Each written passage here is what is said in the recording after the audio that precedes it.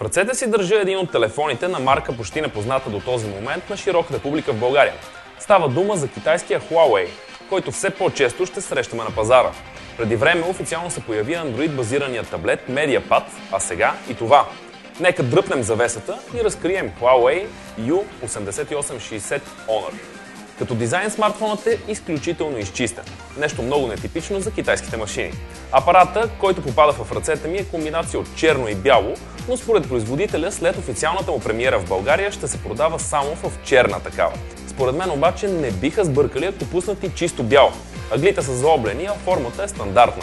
Теглото му е точно 140 грама, а габаритите 122 мм височина, на 61 мм ширина и дебелина от само 11 мм.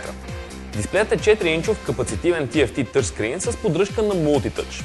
Той е с разпределителна способност 480 към 854 пиксела и 16 милиона цвята. Средно, след кратка сметка, това прави 245 точки на инч. До тук с теорията.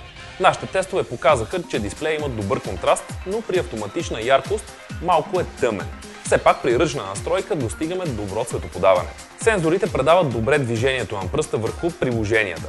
Налични са 3 сензора – акселерометър, жирометър и такъв за близост, като към тях добавяме електронен компас. Не отчитаме осезаеми забивания, но това става с помощта на хардуерният пълнеж на Honor. За самият него можем да изкажем предимно положителни впечатления. Става дума за Qualcomm MSM 8255T Snapdragon на 1,4 ГГц. От друга страна имаме и графичен процесор Adreno 205, който много добре движи изображенията, както за игри, така и за приложения и браузване. Заредихме няколко приложения едновременно и отчитаме съвсем леко забавяне. Определено този U8860 Honor е един от най-изпипаните Huawei, попаднали скоро в ръцете. Хубаво е да отбележим извън ревюто, че китайците анонсират в скоро време да се появи на пазара и топ моделът им, снабден с 4-ядрен процесор. Но да се върнем на Honor. Той е с операционна система Android версия 2.3 Gingerbread, като без проблем се поддържа и апгрейд към версия 4.0. Смартфона има интегриран сторидж от 1 ГБ с 512 МБ RAM и 4 ГБ ROM. Посредством microSD четесна карта и пространството може да нарасне до 32 ГБ. По периферията намираме microUSB версия 2.0, като освен за обмен на данни, то служи и за зареждащ порт. Връзката с външни устройства може да се осъществи посредством Bluetooth версия 2.1.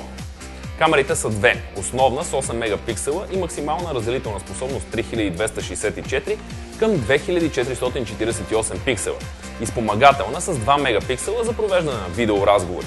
Първата има автофокус и LED светкавица плюс геотагинг и възможност за видеозаснемане с 720p и 30 кадра в секунда.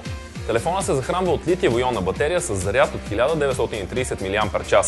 С тях при активна работа той издържа около 6 часа и половина, а в режим на готовност 380 часа.